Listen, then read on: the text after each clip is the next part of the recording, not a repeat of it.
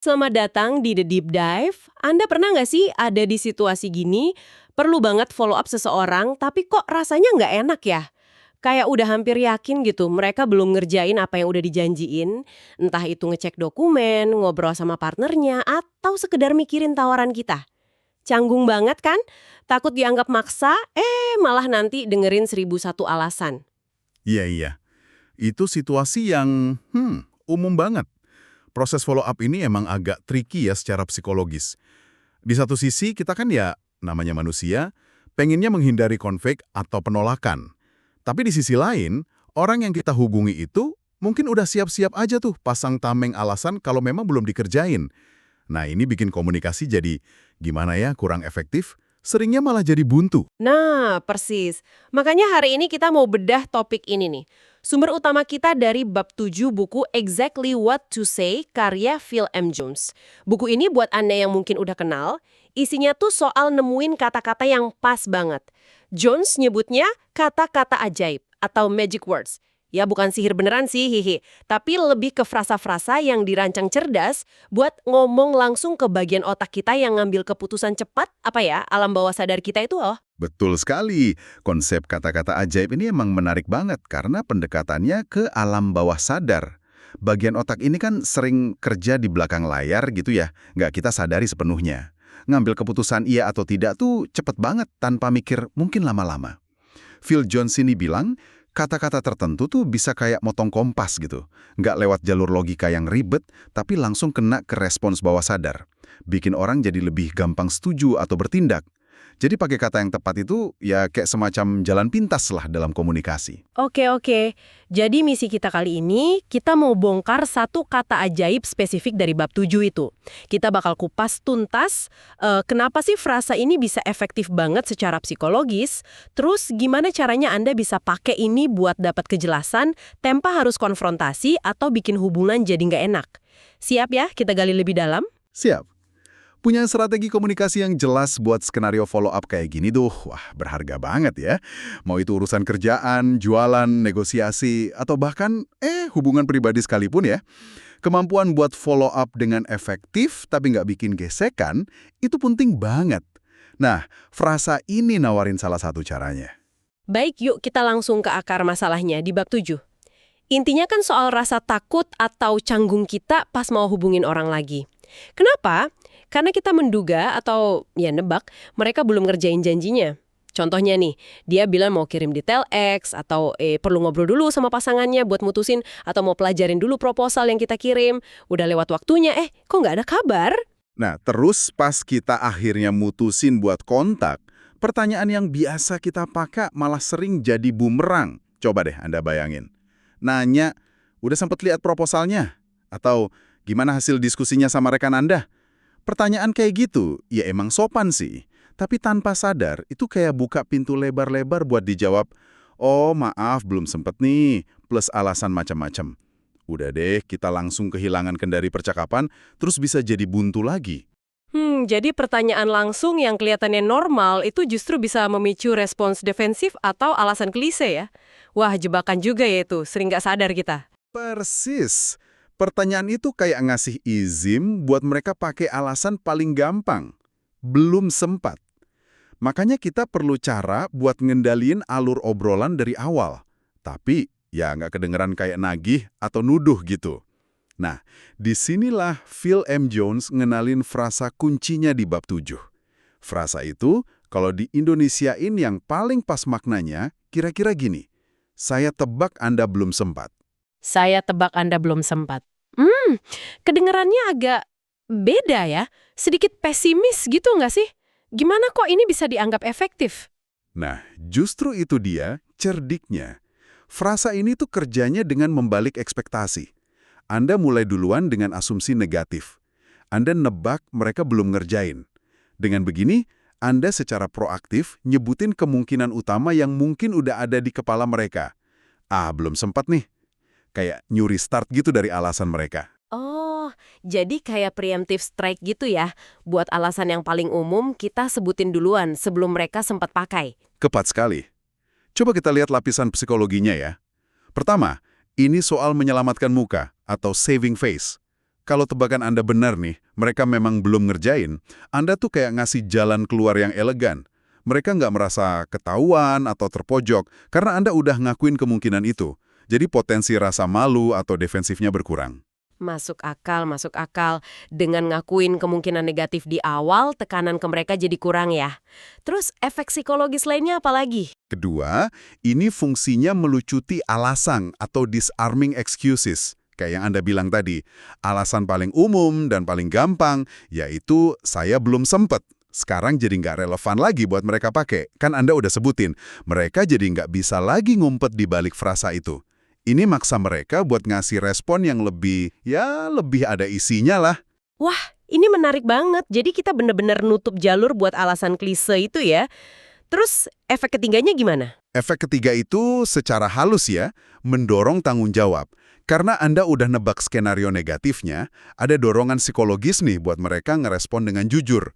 Kalau tebakan Anda salah, wah mereka bakal senang banget tuh ngoreksi Anda. Kalau tebakan Anda benar, nah mereka cenderung merasa perlu jelasin gimana cara mereka mau perbaikin atau kapan mau dikerjain. Kayak ada utang tanggung jawab gitu yang perlu dilunasin. Di buku ini juga dibahaskan ya, ada dua kemungkinan respons utama dari pemakaian frasa ini. Dan uniknya, dua-duanya dianggap positif buat kita. Bisa dijelasin lagi? Betul. Respons pertama itu kalau tebakan Anda salah. Mereka mungkin jawabnya sambil agak bangga atau lega gitu. Oh enggak kok, saya udah periksa. Atau, udah dong, kemarin udah ngobrol sama pasangan saya. Nah, ini kan hasil yang bagus ya. Anda langsung dapat kepastian, tindakannya udah diambil. Mereka juga mungkin agak puas karena bisa buktiin tebakan Anda salah. Oke, itu skenario idealnya ya. Terus gimana kalau respon kedua? Kalau tebakan kita ternyata benar? Bukannya itu artinya kita balik ke titik nol lagi? Nggak juga. Kalau mereka jawab, wah iya betul, Anda benar, maaf, saya memang belum sempat. Biasanya ada sedikit rasa malu atau nggak enak gitu yang menyertai. Kan tebakan Anda pas. Nah, dalam kondisi ini mereka cenderung akan langsung bikin janji baru. Biasanya lebih konkret dan ada rasa urgensi yang lebih tinggi. Misalnya, betul, saya belum sempat lihat detailnya, tapi saya janji deh besok pagi saya cek dan kabari Anda. Atau, aduh ya, belum diskusi nih, tapi saya pastiin malam ini saya ngobrol sama dia. Anda jadi dapat komitmen baru, seringnya dengan deadline yang lebih jelas, karena mereka merasa ditegur secara halus. Saya ingat nih kutipan bagus dari buku ini yang nyimpulinnya, dengan mendorong skenario negatif, Anda membuat orang bangkit ke arah positif atau memberitahu Anda bagaimana mereka akan memperbaiki hal yang mereka katakan akan lakukan. Jadi ini bukan negur kasar ya, tapi lebih kayak pengingat cerdas yang manfaatin keinginan alami orang buat dianggap bertanggung jawab. Persis. Ini manfaatin fakta kalau kebanyakan orang kan pengennya megang omongan mereka. Dan ngerasa nggak enak kalau kelihatan lalai. Frasa ini ngasih kesempatan buat mereka memperbaiki citra itu. Entah dengan nunjukin mereka udah bertindak, atau dengan komitmen ulang yang lebih kuat. Biar lebih kebayang, coba kita lihat contoh penerapannya deh. Buku ini ngasih contoh praktis banget. Misalnya nih, buat follow up janji orang mau ngobrol sama pasangannya. Halo Nama, sekedar mau tanya kabar nih. Saya tebak Anda belum sempat ya diskusi sama pasangan soal topik. Atau buat follow up minta ngecek dokumen. Pagi, Nama, cuma mau mastiin aja nih. Saya tebak Anda belum sempat periksa dokumen, nama dokumen yang saya kirim kemarin ya. Contoh lain yang juga sering kepake, buat follow up nentuin tanggal meeting. Siang Nama, gimana kabarnya? Terkait jadwal kita nih, saya tebak Anda belum sempat nentuin tanggal yang pas ya. Atau yang lebih umum, pas follow up soal keputusan. Halo Nama, sekedar follow up singkat aja, soal proyek keputusan, saya tebak Anda belum sempat ambil keputusan final ya. Penggunaannya kayaknya cukup fleksibel ya.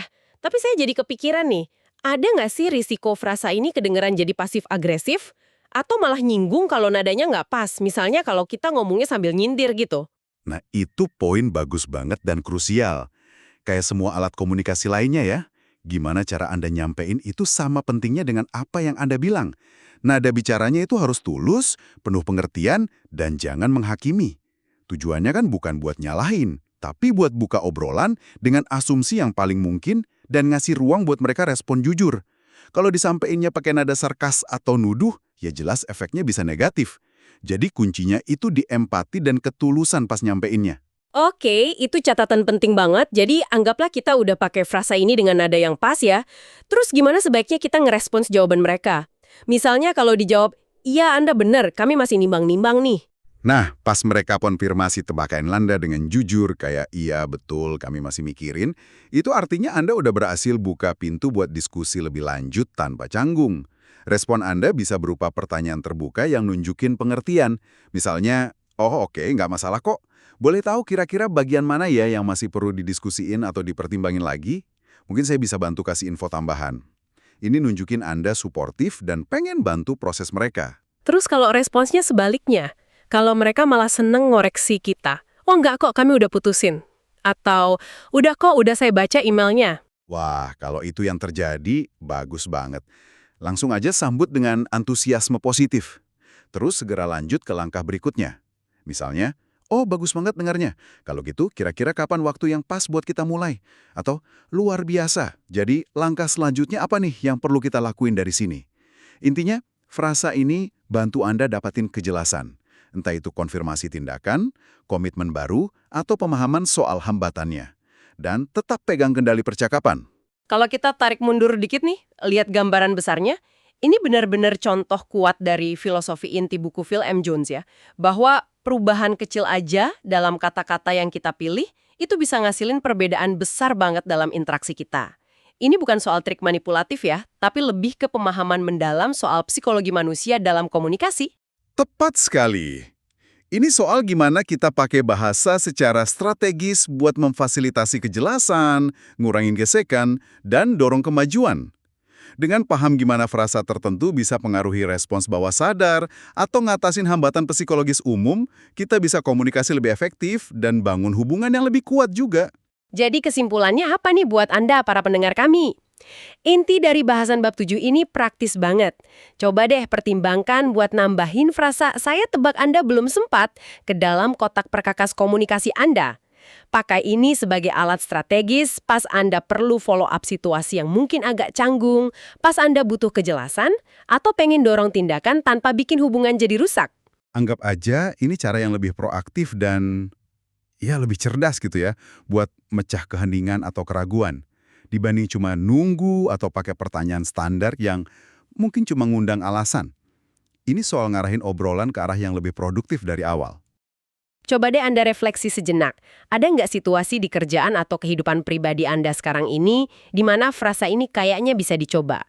Mungkin pas nunggu feedback penting, nanyain kelanjutan proposal ke klien, ngingetin temen soal tugas bareng, atau bahkan dalam konteks pribadi kayak nagih janji temen. Tapi ingat catatan penting tadi ya, sampain dengan tulus dan penuh pengertian. Ini bukan jaminan ajaib sih, tapi jelas alat yang bisa meningkatin peluang Anda, dapat respons jujur, dan hasil positif. Dan sebagai penutup nih, coba kita mainin sedikit konsep ini. Frasa, saya tebak Anda belum sempat. Ini kan kerjanya dengan cara ngakuin atau nebak potensi negatif di awal. Ini jadi mancing pemikiran yang lebih luas. Di luar konteks follow up nih ya, dalam situasi komunikasi apalagi ya, pendekatan kayak gini, yaitu dengan secara halus ngakuin atau antisipasi kemungkinan negatif duluan, justru bisa jadi kunci buat buka pintu ke arah kejujuran, kepercayaan, atau mungkin hasil yang lebih positif. Wah, itu pertanyaan menarik banget buat direnungin lebih jauh. Apa ini bisa berlaku juga ya, misalnya pas kita perlu kasih kritik membangun, atau pas coba pahami keberatan seseorang, atau bahkan pas kita perlu minta maaf dengan ngakuin potensi kesulitannya di awal gitu. Menghindarin obrolan yang kita anggap sulit cuma karena takut ngadepin kemungkinan respons negatif. Padahal, kayak yang ditunjukin sama teknik simpel dari bab 7 ini, kadang-kadang ngadepin potensi negatif itu secara langsung, tentunya dengan strategi dan empati yang pas ya, justru bisa jadi jalan tercepat dan paling efektif menuju kejelasan, solusi, dan hubungan yang lebih otentik. Gimana jadinya kalau kita lebih berani nebak hal negatif buat membuka pintu positif? Dua pemikiran penutup yang, wah, bikin mikir ya. Terima kasih banyak sudah menyimak pembahasan kita kali ini. Semoga penelusuran bab 7 dari Exactly What to Say ini ngasih Anda wawasan dan alat komunikasi baru yang berguna dalam interaksi Anda sehari-hari. Sampai jumpa di The Deep Dive berikutnya.